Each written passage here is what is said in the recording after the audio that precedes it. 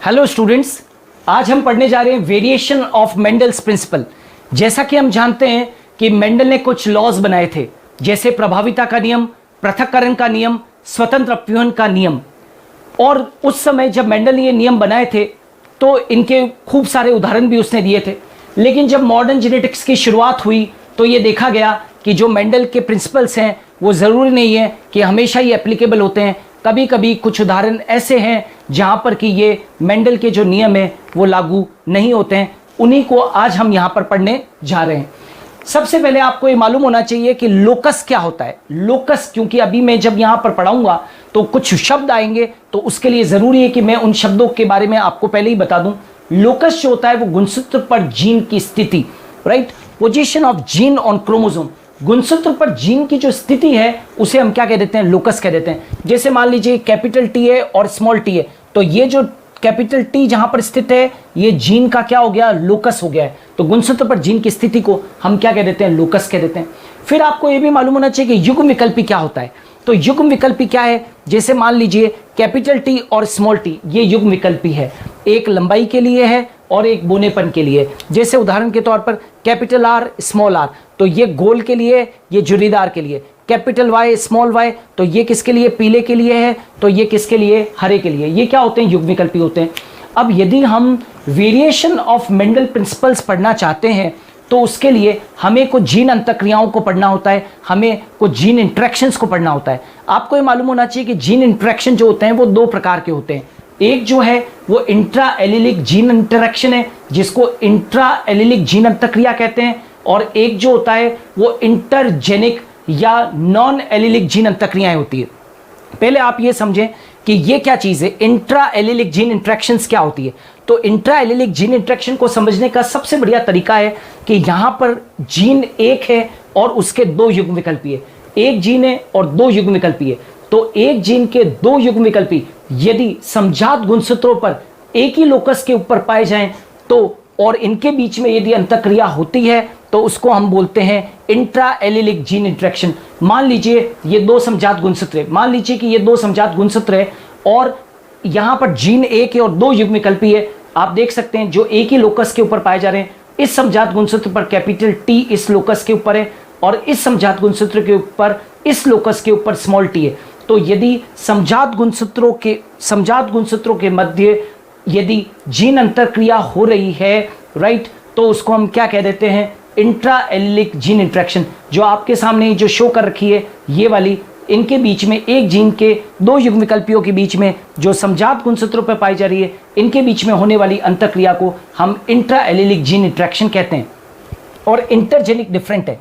Intergenic के अंदर क्या होगा, यहाँ पर देखिए, आप ध्यान दीजिएगा, मैंने यहाँ पर ये समजात गुणसूत्र बना रखे हैं, ये समजात गुणसूत्र बना रखे हैं। तो अलग अलग जीनों के यहाँ पर जीन एक था, यहाँ पर जीन अलग अलग है। ओके, तो यहाँ पर अलग अलग जीनों के युग्म विकल्पी, जो अलग अलग जीनों के युग्म विकल्पी, तो नेचुरल है कि अलग अलग जीनों के युग्म विकल्पी भी अलग अलग ही होंगे। तो बताओ ये कैसा है, नॉन एलिलिक जीन इंटरेक्शन होगा, राइट।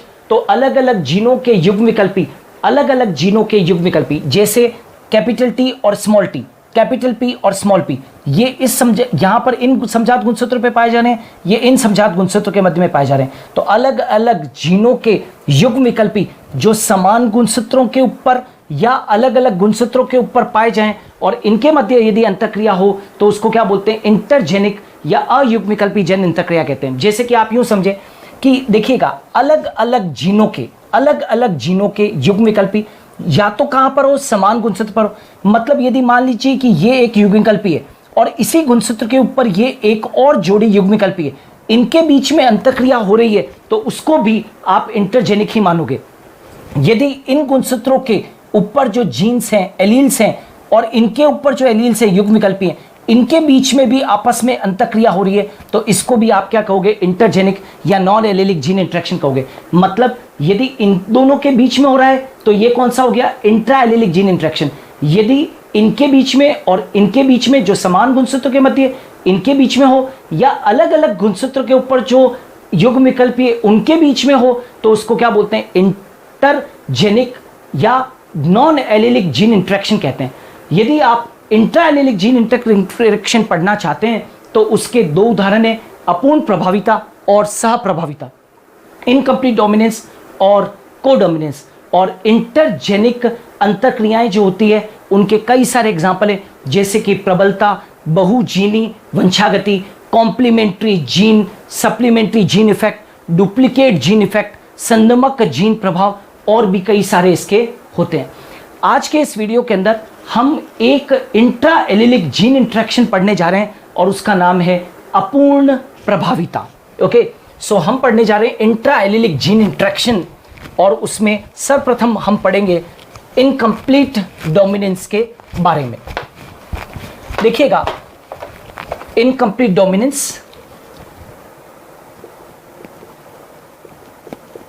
डोमिनेंस यानी कि इसको बोलते हैं अपूर्ण प्रभाविता, राइट। अपूर्ण प्रभाविता ये किसका उदाहरण है? ये इंट्रा एलिलिक जीन अंतरक्रिया का उदाहरण है, अंतरक्रिया का उदाहरण है इनकम्प्लीट डोमिनेंस। इनकम्प्लीट डोमिनेंस के क्या क्या एग्जाम्पल्स हो सकते हैं? तो सबसे पहला तो है मिराबिलस जलापा, जिसको कि हम 4 o'clock प्लांट भी कहते हैं। दूसरा जो इसका एग्जाम्पल है वो है एंथिरहीनम मेजस, एंथिरहीनम मेजस, इसको हम डॉग फ्लावर भी कहते हैं, डॉग फ्लावर, या इसे हम स्नैप ड्रैगन के नाम से भी जानते हैं। और तीसरा जो उदाहरण है वो एक पक्षी वर्ग से आता है जिसका नाम है एंडालूसियन फाउल्स।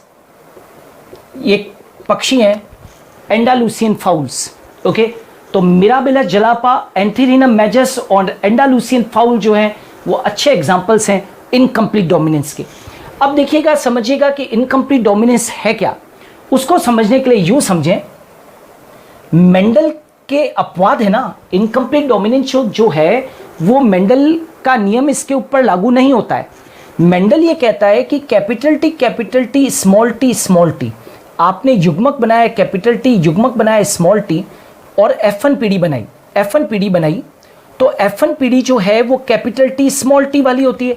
ये F1 पीढ़ी में, तो मेंडल इसे क्या कहता है? टॉल कहता है। मेंडल ये कहता है कि जब हम एक जोड़ी युग्म विकल्पियों को लेकर क्या करते हैं, क्रॉस करते हैं, तो F1 पीढ़ी के अंदर प्रभावी जो लक्षण होता है, प्रभावी युग्म विकल्पी जो है वो प्रकट होता है। मतलब ये जो प्रभावी युग्म विकल्पी है इस अप्रभावी युग्म विकल्पी पे पूर्ण रूप से क्या है, प्रभावी है।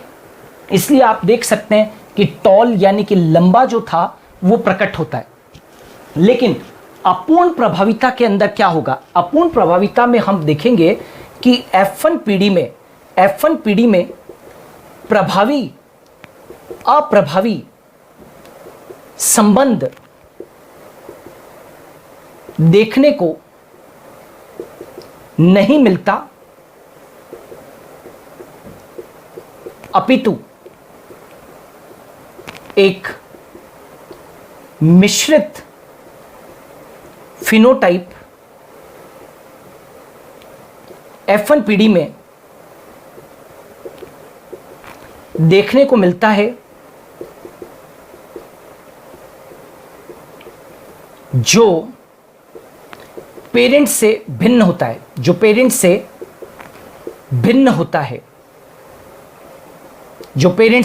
क्या कहा मैंने? यहां पर देखिए इनकम्प्लीट डोमिनेंस में क्या होगा, F1 पीढ़ी में प्रभावी अप्रभावी संबंध देखने को नहीं मिलता, जैसा मेंडल ने बताया था कि ये प्रभावी है और ये अप्रभावी, ये इसके ऊपर पूर्ण रूप से प्रभावी है, ऐसा संबंध यहां पर देखने को नहीं मिलेगा। यहां पर तो क्या होगा कि एक मिश्रित फिनोटाइप, मिश्रित का मतलब क्या होता है, जो इन दोनों के मिश्रण से बना हो, एक मिश्रित फिनोटाइप F1 पीढ़ी में देखने को मिलता है। और यह मिश्रित फिनोटाइप जो है वो पेरेंट से बिल्कुल क्या होता है, भिन्न होता है। इसको हम क्या बोल देते हैं, इनकम्प्लीट डोमिनेंस। यहां पर इनकम्प्लीट डोमिनेंस में यह बात देखने की है कि प्रभावी एलील, प्रभावी युग्म विकल्पी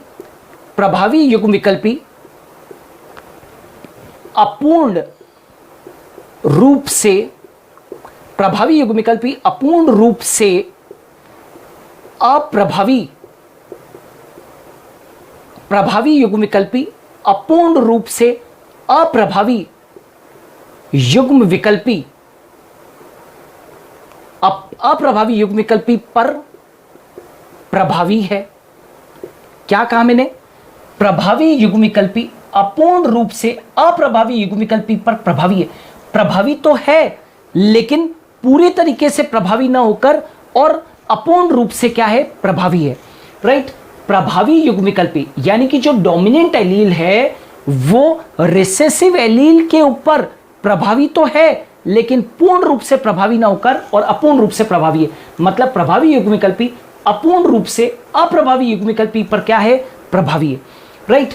और इस स्टेटमेंट को समझने के लिए हम एक एग्जांपल लेंगे इनकम्प्लीट डोमिनेंस का और फिर उसको समझने की कोशिश करते हैं। कार्ल कोरेंस ने, वैज्ञानिक का नाम है कार्ल कोरेंस ने मिराबिलस जलापा पादप में अपूर्ण प्रभाविता को समझाने की कोशिश की।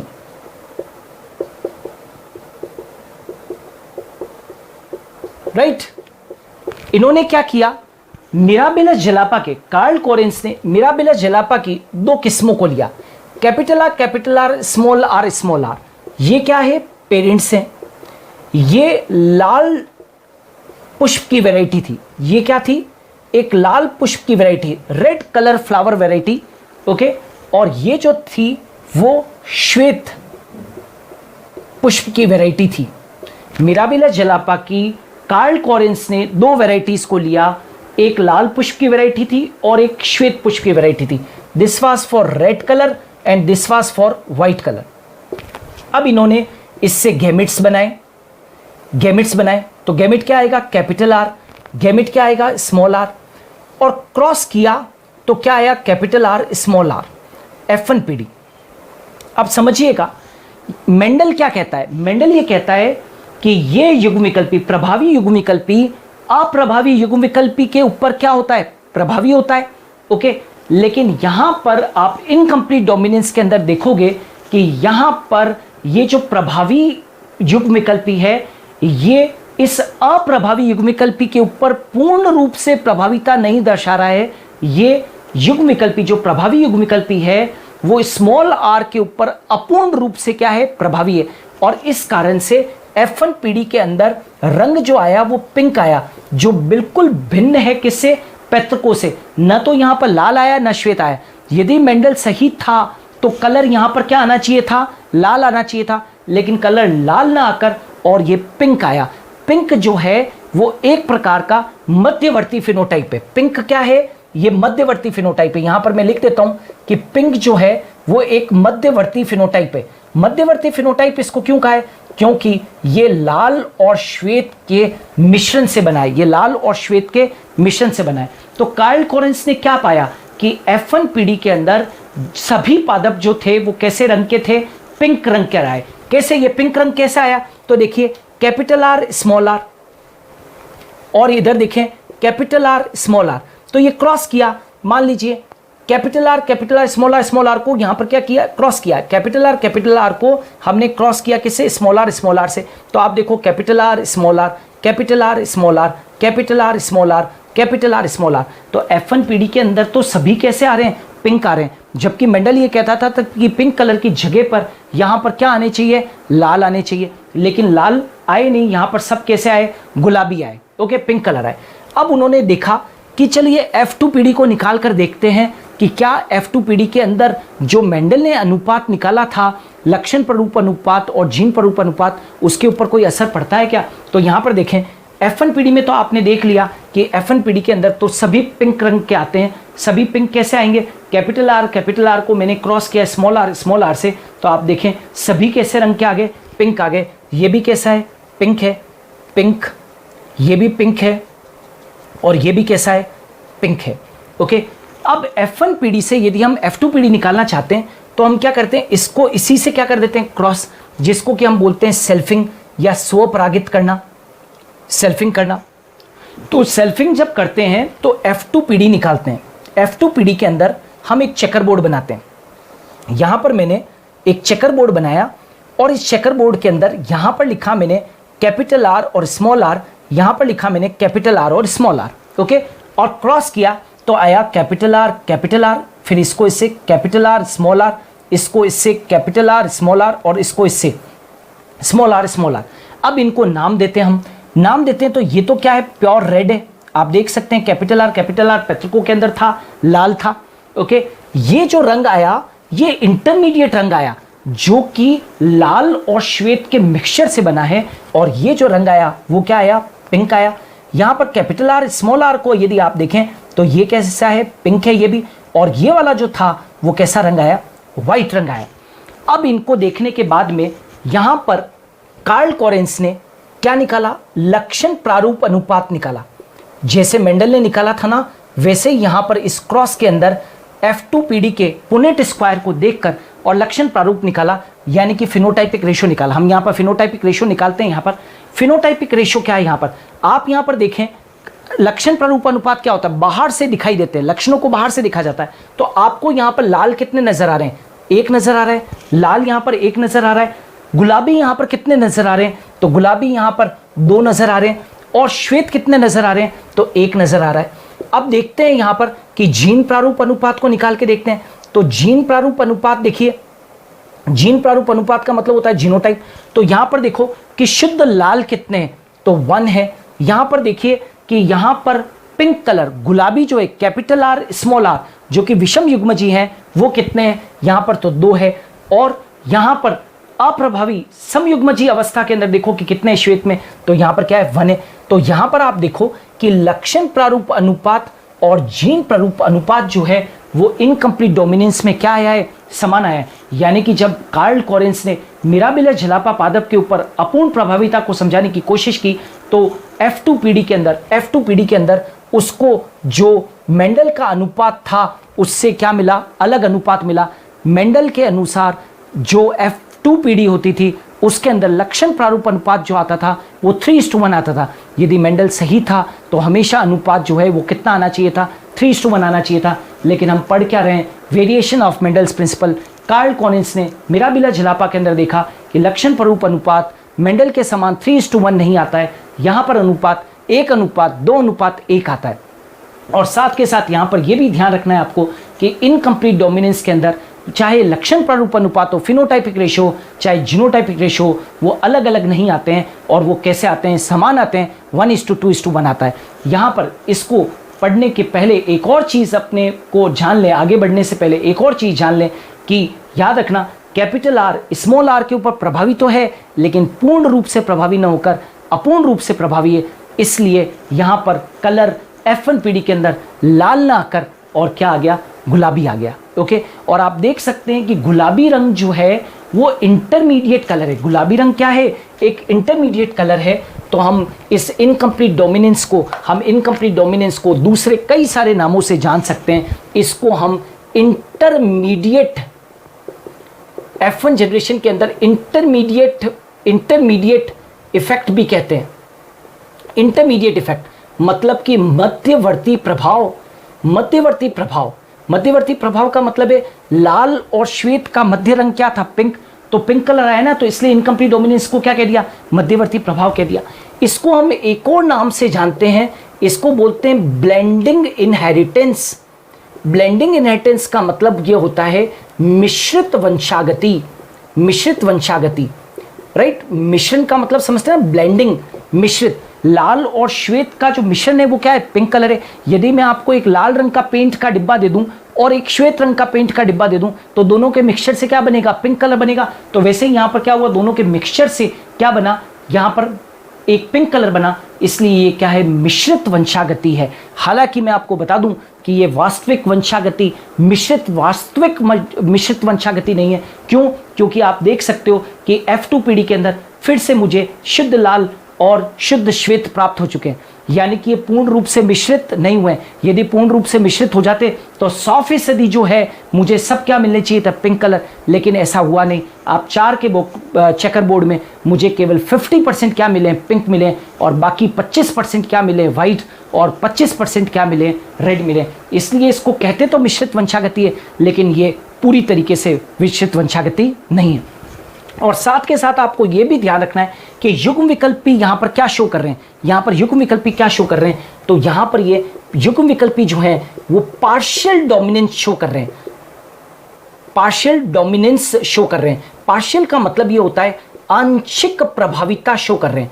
ध्यान रखना, जो युग्म विकल्पी है वो क्या शो कर रहे हैं, पार्शियल डोमिनेंस। मतलब ये युग्म विकल्पी था और ये युग्म विकल्पी था, ये इसके ऊपर प्रभावी तो है, लेकिन ये इसके ऊपर पूर्ण रूप से प्रभावी न होकर आंशिक रूप से प्रभावी है। इसलिए हम कह सकते हैं कि यहां पर जो युग्म विकल्पी है वो कैसे हैं, आंशिक प्रभाविता दर्शा रहे हैं। इतना ही नहीं, हम ये भी कह सकते हैं कि ये जो युग्म विकल्पी है वो क्या है, सेमी डोमिनेंस शो कर रहे हैं। मतलब सेमी डोमिनेंस का मतलब है दैट इज अर्ध प्रभाविता, पूरी प्रभाविता नहीं, अर्ध प्रभाविता। तो देखिए हम पढ़ क्या रहे हैं, इनकम्प्लीट डोमिनेंस। इनकम्प्लीट डोमिनेंस का मतलब क्या होता है, अपूर्ण प्रभाविता।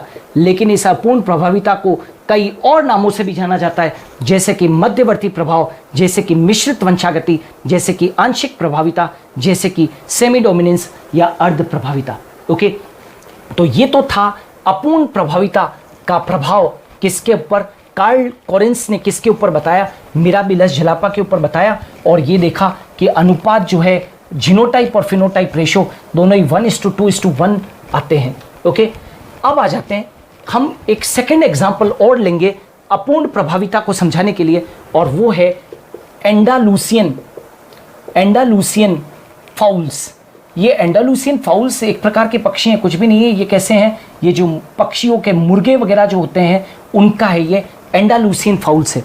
ओके, तो एंडालूसियन फाउल्स भी एक अच्छा उदाहरण है अपूर्ण प्रभाविता का। कैसे, तो एंडालूसियन फाउल्स के अंदर 2 वेराइटीज होती है, कैपिटल बी और स्मॉल बी।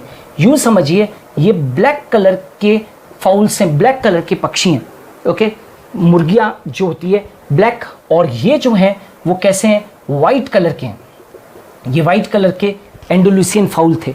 ओके, अब इनको क्या किया गया, क्रॉस किया गया, पेरेंट्स हैं ये, क्रॉस किया गया, और इनसे हम क्या बनाएंगे, गैमेट बनाएंगे। ओके, तो कैपिटल बी बनेगा और क्या बनेगा, स्मॉल बी बनेगा। जब इनको क्रॉस करोगे तो क्या आएगा, कैपिटल बी स्मॉल बी। यदि मेंडल के प्रभाविता के नियम को आप यदि मानते हो तो ये जो पक्षी है, राइट, पोल्ट्री फॉर्म के अंदर ये जो पक्षी थे उनका रंग क्या आना चाहिए था, ब्लैक आना चाहिए था। लेकिन अप्रत्याशित रूप से ये कलर जो है वो ब्लैक ना आकर और क्या आया, ब्लू कलर आया।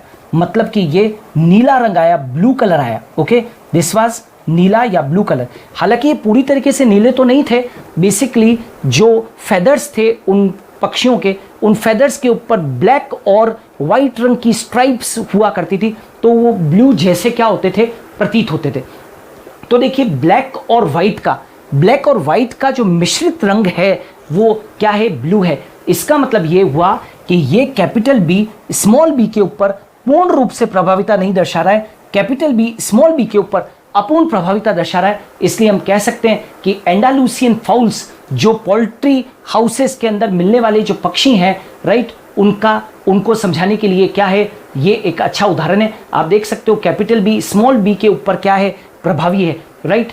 लेकिन मेंडल के अनुसार तो क्या होता कि ये ब्लैक कलर होता, लेकिन ये कैपिटल बी स्मॉल बी के ऊपर प्रभावी तो है लेकिन अपूर्ण रूप से प्रभावी है, इसलिए रंग कौन सा आया, ब्लू रंग आया। तो मतलब F1 पीढ़ी के अंदर सारे के सारे जो फाउल्स मिले, जो मुर्गियां मिली, वो कैसी मिली, दैट इज ब्लू कलर की मिली। यदि आप इनको क्रॉस करते हो, कैपिटल बी को आप क्रॉस करते हो स्मॉल बी से, तो क्या आएगा, capital B small B, capital B small B, capital B small B, capital B small B. मतलब कि F1 पीढ़ी के अंदर सारे के सारे जो आएंगे वो कैसे रंग के आएंगे, ब्लू रंग के आएंगे। अब क्या किया गया, ये देखा गया कि F1 पीढ़ी को ब्लू से ही क्या किया गया, क्रॉस किया गया, ब्लू को ब्लू से क्रॉस किया गया। मतलब कि कैपिटल बी स्मॉल बी को कैपिटल बी स्मॉल बी से क्रॉस किया गया और देखा कि F2PD के अंदर क्या रिजल्ट आता है। तो यहां पर देखो F2PD के अंदर क्या रिजल्ट आएगा। यहां पर हमने पुनेट स्क्वायर बनाया, यहां पर लिखा कैपिटल बी स्मॉल बी, यहां पर लिखा capital B small B, okay, और यहां पर लिखा कैपिटल बी, फिर इसको क्रॉस किया कैपिटल बी स्मॉल बी, इसको क्रॉस किया कैपिटल बी स्मॉल बी, और इसको क्रॉस किया कैपिटल बी स्मॉल बी। अब देखते हैं कि क्या रिजल्ट आया। तो ये आया ब्लैक, ये जो आया वो क्या आया, ब्लू, ये क्या आया, ब्लू, और ये वाला जो आया वो क्या आया, व्हाइट। इस क्रॉस को करने के बाद में क्या निकाला गया, रिजल्ट निकाला गया कि F2PD का रिजल्ट क्या है। तो रिजल्ट ये है कि सबसे पहले देखिए फिनोटाइपिक रेशो, फिनोटाइपिक रेशो का मतलब होता है लक्षण प्रारूप अनुपात, ओके, लक्षण प्रारूप अनुपात।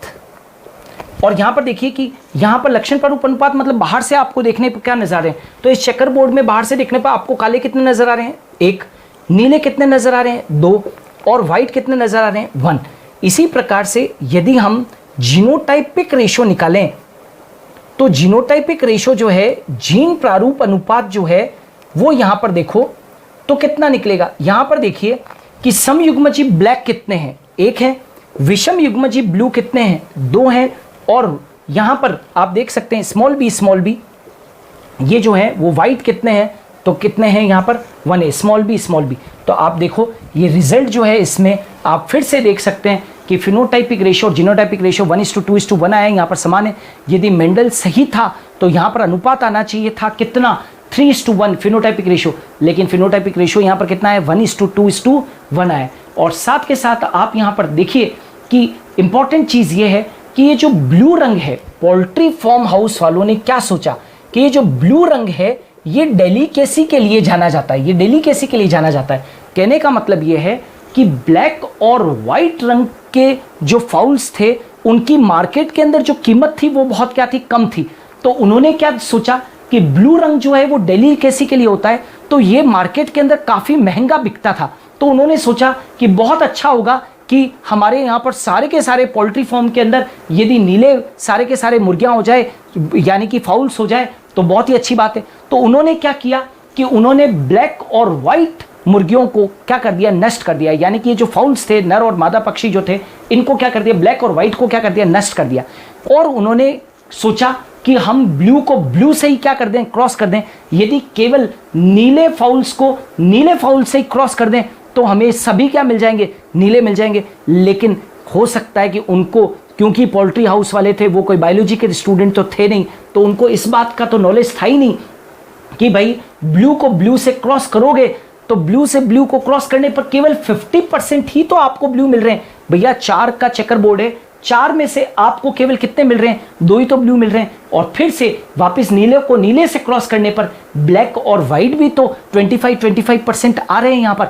तो शायद उनको इस बारे में क्या था, नॉलेज नहीं था, और उन्होंने क्या कर दिया, ब्लैक और वाइट को क्या कर दिया, नष्ट कर दिया, राइट। जबकि उनको ये नहीं मालूम था कि ब्लैक और वाइट को क्रॉस कर देने पे ही तो क्या आया था, ब्लू आया था। ये देखिए ब्लैक और वाइट को क्रॉस कर देने के ऊपर क्या आया था, ब्लू रंग आया था। तो नष्ट करने से सॉल्यूशन नहीं निकला कि सारे के सारे जो हैं वो क्या आ जाएंगे, ब्लू ही आ जाएंगे, केवल 50% ही क्या आएंगे, ब्लू आएंगे। ओके, तो ये एंडुलेसियन फाउल के ऊपर किया गया क्रॉस था। और यहाँ पर भी अपूर्ण प्रभाविता को समझाने की कोशिश की गई कि भाई कैपिटल बी स्मॉल बी के ऊपर पूर्ण रूप से प्रभावी ना होकर अपूर्ण रूप से प्रभावी है, इसीलिए ब्लैक कलर F1PD में ना आकर और क्या आया, नीला रंग आया। तो ये एक और उदाहरण था। तीसरा एक और उदाहरण था, और वो उदाहरण था किसके ऊपर, एंथीरियम मेजस के ऊपर, डॉग फ्लावर के ऊपर। ये तीसरा एग्जाम्पल है अपूर्ण प्रभाविता को समझाने के लिए, जिसका नाम था डॉग फ्लावर। अभी मैंने आपको बताया था डॉग फ्लावर को हम क्या कह देते हैं, एंथीरियम भी कह देते हैं। इसे हम स्नैप ड्रैगन के नाम से भी इसे हम जानते हैं। यदि हम स्नैप ड्रैगन के अंदर कैपिटल बी और स्मॉल बी लें, ये एक स्नैप ड्रैगन की शॉर्ट लीफ वाली वैरायटी है, और ये वाली जो है वो ब्रॉड लीफ वाली वैरायटी है। ब्रॉड लीफ का मतलब होता है चौड़ी लीफ वाली, और ये क्या है, शॉर्ट लीफ वाली वैरायटी है। ये क्या चीज़ है, पेरेंट्स है। पेरेंट्स से हम क्या बनाएंगे, गैमेट्स बनाएंगे, युग्मक बनाएंगे। युग्मक क्या बनेगा, कैपिटल बी, युग्मक बनेगा स्मॉल बी, क्रॉस किया कैपिटल बी स्मॉल बी। यदि मेंडल के प्रभाविता के नियम को यदि लागू कर दो तो कलर यहाँ पर क्या है, लीफ की जो आकृति वो कैसी होनी चाहिए थी, ब्रॉड, लेकिन ये ब्रॉड आई नहीं।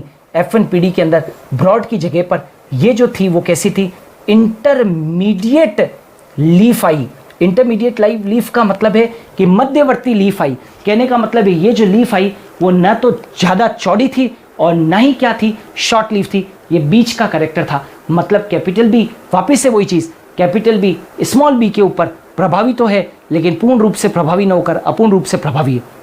और सेम क्रॉसिंग होगी जैसी अभी हम लोगों ने क्रॉसिंग की थी, कार्ल कॉरेंस ने जो बताई थी किसके ऊपर, मिराबिला जलापा के ऊपर और एंडालुसियन फाउल्स के ऊपर जो हमने क्रॉसिंग की थी, वैसी की वैसी क्रॉसिंग आएगी। तो आपको ये मालूम होना चाहिए कि अपूर्ण प्रभाविता जो है वो मेंडल के नियमों का एक तरीके से अपवाद है, राइट। और कम से कम भी 3 उदाहरण, डॉग फ्लावर यानी कि एंथेरिनम मेजस और मिराबिला जलापा, और तीसरा जो अभी हमने उदाहरण दिया था एंडालुसियन फाउल, ये अच्छे उदाहरण है अपूर्ण प्रभाविता को समझने के लिए। इस वीडियो के अंदर मैंने पूरा कंसंट्रेशन दिया था अपूर्ण प्रभाविता को समझाने के लिए। नेक्स्ट वीडियोस के अंदर हम और भी जीन इंटरेक्शंस के बारे में बात करेंगे। मेरे वीडियोस को देखते रहिए। Thanks a lot.